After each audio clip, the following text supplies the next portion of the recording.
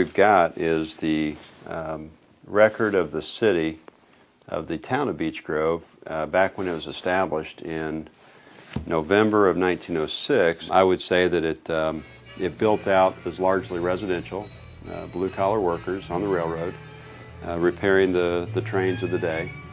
One of the oldest buildings I found over there was 1905. I know there's no 5 building in here, because that one's 10. But this is where the jobs were, and people went to where the jobs were.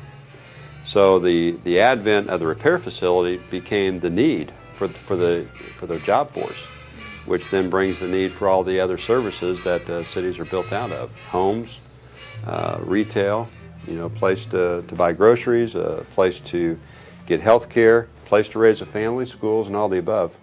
St. Francis is the largest employer in the city and has been for years. That was the original building for St. Francis Hospital. And then in the 70s and 80s, the tower buildings were built to further expand the campus. When people think of Beech Grove, they think of really 2 things. They think of St. Francis Hospital, and they think of the railroad yards. And that's a rich part of our history and our heritage, and it's something we can build upon. Look, Beech Grove's having a centennial. And welcome to our centennial celebration, a party to honor Beech Grove on our 100th birthday. Our Centennial Queen and Princess. Aren't they lovely? We're celebrating all the generations, all the decades of Beech Grove's 100 years of history.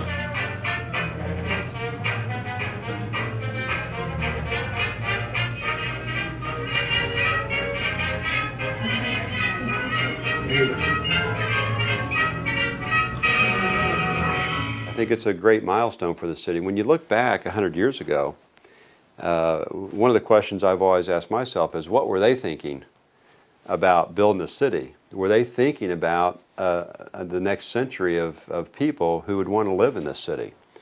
And the answer, I think, is yeah, they were really visionaries. When I go back and put myself in the chair of those folks 100 years ago who were planning the city and creating a whole economy, I think we're doing some of that again today. Now, the size of the city isn't changing much. The streets are still in the same places. A lot of the homes are still where they were originally built back in the 10s, 20s, and 30s and 40s.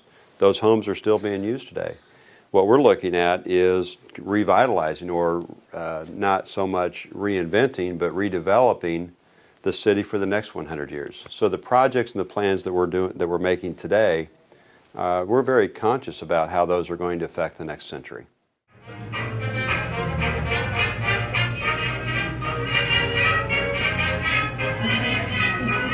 David.